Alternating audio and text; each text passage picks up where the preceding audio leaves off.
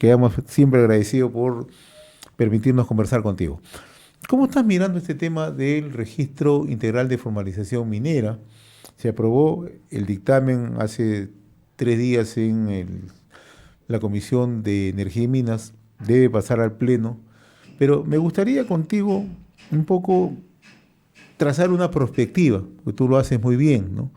¿Qué va a ocurrir, qué podría ocurrir si se logra ampliar el reinfo? ¿Hacia dónde vamos? Mira, primero que todo, lo que ha ocurrido hace un par de días, específicamente el día 19 en la Comisión de Energía y Minas, se veía venir. Se veía venir, lo que no está definido era si se ampliaba al 26 o al 27. Y se veía venir por varias razones, por varias motivaciones internas que lastimosamente no han tenido la respuesta correcta ni del sector ni del Ejecutivo, tomando en cuenta pues que el Congreso es y será siempre un escenario de decisiones y acciones políticas como tales, ¿no? El mismo martes 18 ya se tenía noticias a las 5 o 6 de la tarde que se había llegado a un predictamen, incluso empezó a circular, algunas personas lo pudimos obtener previamente, y ya se mostraba que las negociaciones que se habían dado durante estos días previos y hasta el mismo día 18 entre distintas bancadas, llevaba sobre todo a tomar en cuenta el no retorno a los 50.000 reinfos ya anulados que hubieron en el gobierno de Dina Boluarte, y eso fue, digamos, parte de la discusión. Y la otra discusión interna era si era el 26 o era el 27. Sin embargo, las bancadas presentes en la discusión, todas ellas con expectativas de ser parte del gobierno o ejercer el gobierno en el año 26, han tomado en cuenta el hecho de no tener digamos, una camisa de fuerza para que deban resolver un problema en pocos meses. Veo muy difícil que el Congreso saque adelante una ley MAPE, no lo ha hecho hasta ahora y esta es una salida porque el predictamen aprobado establece que en tanto no se apruebe una ley MAPE, se amplía hasta el 27, ¿no? Lo que deberíamos tener en la próxima legislatura, ya con un Congreso nuevo, es que de inmediato tengamos una ley MAPE y eso sería un corte a este aspecto vinculado a lo que es la ampliación del reinfo. Se habla de la creación de un nuevo registro, pero es más cambiar un nombre que otra cosa, ¿no? Y sobre todo porque, fíjate, en lo que viene adelante va a ser bastante complejo. Primero lo administrativo. El Ministerio de Energía y Minas tiene poquísimas personas dedicadas a revisar el IGAFON. Luego que ha habido la recentralización del proceso de formalización, en donde el mismo Ministerio de Energía y Minas, a través de sus instancias interiores, de sus oficinas generales, revisa estos instrumentos de gestión ambiental. Entonces, si no tiene equipo, no tiene personal, es el presupuesto más bajo del país, 0,3% del presupuesto nacional. En el año 2026 tampoco tiene un incremento sustancial. Entonces, va a ser muy difícil de que ese proceso pueda avanzar, ¿no? En ese contexto, creo que siempre ha sido preocupante este tema de la posible ampliación del reinfo, porque no estamos hablando de mineros artesanales como se vende. El reinfo termina siendo una autorización para delinquir en la práctica para todos aquellos que desarrollan minería ilegal. Entonces, en ese contexto sí es algo que debemos nosotros tener en cuenta, las consecuencias de lo que va a tener esto. Ya se habla de 12.000 millones de dólares de manejo de minería ilegal. Pero adicionalmente, dentro de las economías ilegales, un último estudio del IPE nos muestra, pues, por ejemplo, que esto ya estamos hablando de que las economías ilegales en el Perú, la minería ilegal hace 2 años representaba el 40%, hoy son 2 tercios de lo que son todas las economías ilegales. Llámese prostitución, llámese narcotráfico, lo que fuera, cualquiera de esas motivaciones, tiene esto, hoy por hoy la minería ilegal como la mayor de las economías delictivas dentro de lo que es nuestro país. Y eso se convierte en algo mucho más delicado que hablar solo de minería ya. Implica otros elementos, otros factores tributarios, de seguridad, de salud, de trata de personas, etc., etc., que no se está viendo en la complejidad de lo que es todo el espectro, todo el bosque, ¿no? Ahora, ¿qué riesgos tenemos? ¿Se amplía el reinfo? ¿Qué riesgos vienen a la vista, Fernando? Bueno, de hecho es una consolidación de un proceso de ilegalidades vinculado a un marco de contaminación, de depredación, fíjate que el oro ilegal en el Perú ya alcanzó al oro legal. Durante los últimos 5 años se ha ido incrementando progresivamente la minería ilegal y las exportaciones de oro de origen ilegal hoy son el 50% del volumen total de exportaciones de oro del Perú. Si esto continúa, lo más probable es que el año próximo el oro proveniente de la minería ilegal supere la cantidad de oro extraído de forma formal, legal, tributariamente revisable, auditable, etc, etc. Es un primer elemento tributario.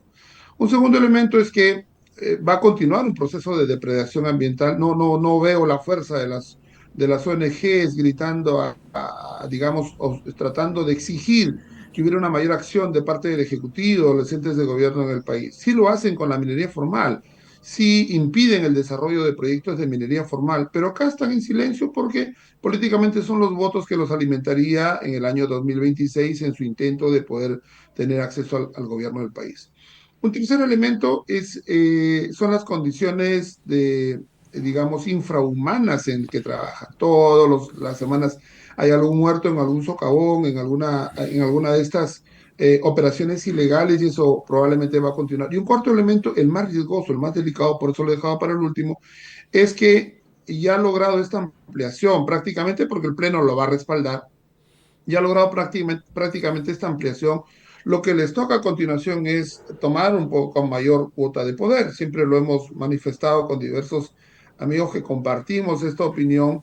Ya ha conseguido esta ampliación, logrado hasta el año 2027. Lo que continúa es que con esa tranquilidad, con esos recursos y con esa libertad que se le está dando ahora, puedan ellos ya dedicarse a ver cómo logran obtener mayor cantidad de curules de diputados, mayor cantidad de senadores, una participación en distintas planchas.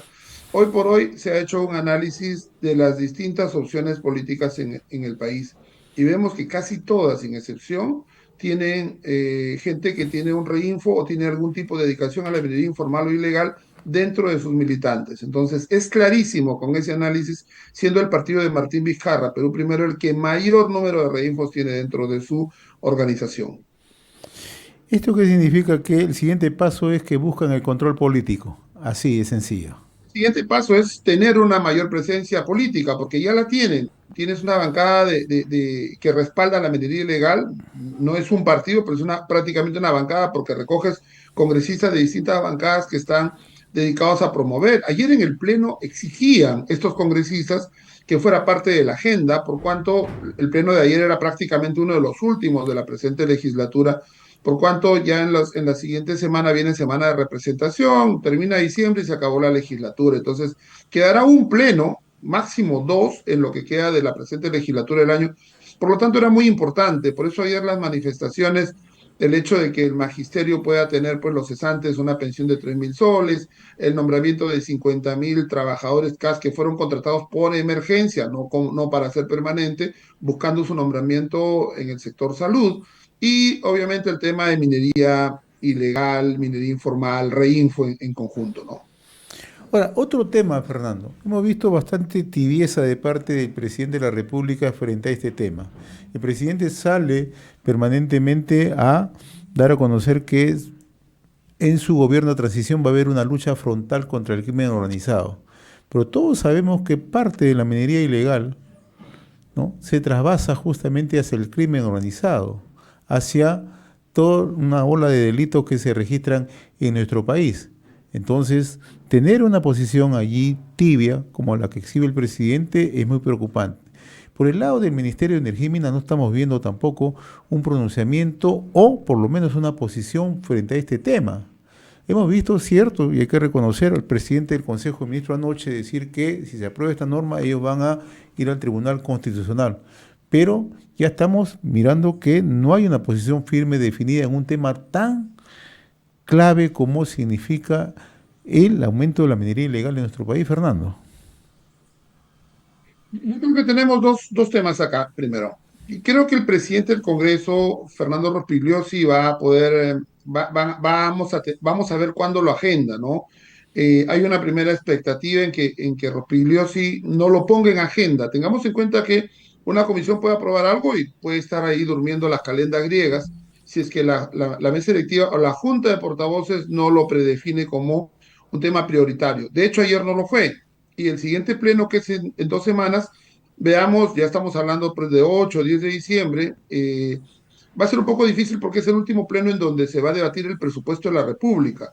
Y el presupuesto de la República está por encima de todo para todos los congresistas, más aún el año 2026, año completamente electoral, y tienen que garantizar que todas sus ofertas electorales estén dentro de la ley de presupuesto para que tenga el financiamiento. Es un punto de tiempos, el timing lo tienen un poco en contra. El segundo elemento es que efectivamente yo creo que confiamos más en la trayectoria y antecedentes políticos y personales de Ernesto Álvarez, del premier, más que la posición del presidente, porque tengamos en cuenta que el presidente está en campaña para el año 2031 probablemente. Es un cuadro joven, 38 años, y tiene un respaldo de 50 y tanto por ciento. Yo no veo que desde la presidencia de la República haya una lucha frontal. ¿Lo va a hacer el Premier? Sí, porque tiene una convicción mayor, tiene antecedentes que respaldan, tiene una trayectoria que creo que sí la va a manejar.